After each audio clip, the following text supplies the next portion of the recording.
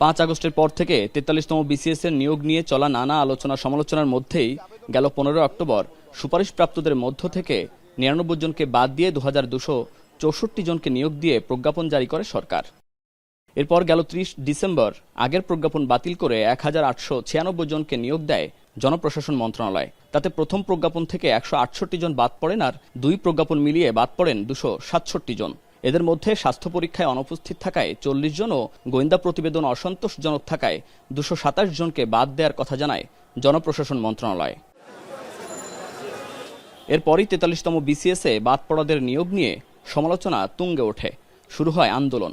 গেল রোববার বাদ পড়াদেরকে তদন্ত সাপেক্ষে পুনর্বিবেচনার কথা জানান জনপ্রশাসন মন্ত্রণালয়ের সিনিয়র সচিব। বৃহস্পতিবার বৈঠক শেষে সিনিয়র সচিব মোখলেসুর রহমান জানান, ফৌজদারি অপরাধ, রাষ্ট্রদ্রোহী কর্মকাণ্ড ও প্রতিষ্ঠান থেকে বহিষ্কারের ইতিহাস রয়েছে এমন প্রার্থী ছাড়া বাদ পড়া 227 জনের অধিকাংশের তদন্ত শেষে দ্রুতই জয়েন করবেন। জারি করা হবে প্রজ্ঞাপন। আমি চাই যে যদি কোনো এরকম অপরাধ, যেমন আমরা যেটাকে বলি ফৌজদারি অপরাধ, রাষ্ট্রদ্রোহী অপরাধ, অথবা স্কুল কলেজ ইউনিভার্সিটি বহিষ্কৃত হয়েছিল, অথবা এমন কোন ধরনের হিডেন অপরাধ সে করেছে যেটা সামনে আসছে, এরা ছাড়া বাকি আমি মনে করি এদের নিয়োগ প্রাপ্তিতে শুধু একটা প্রক্রিয়ার ব্যাপার, দে উইল গেট ইট। 43তম বিসিএস এর গেজেটে ইতোমধ্যে যাদের নাম এসেছে তারা আগামী 15 জানুয়ারি যোগ দেবেন বলে জানান জনপ্রশাসনের সিনিয়র সচিব।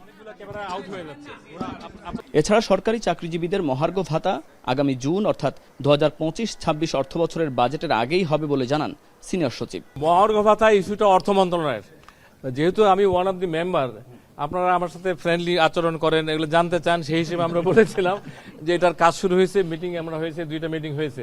মহার্ঘ ভাতাটা ভেরি রিসেন্টলি হবে।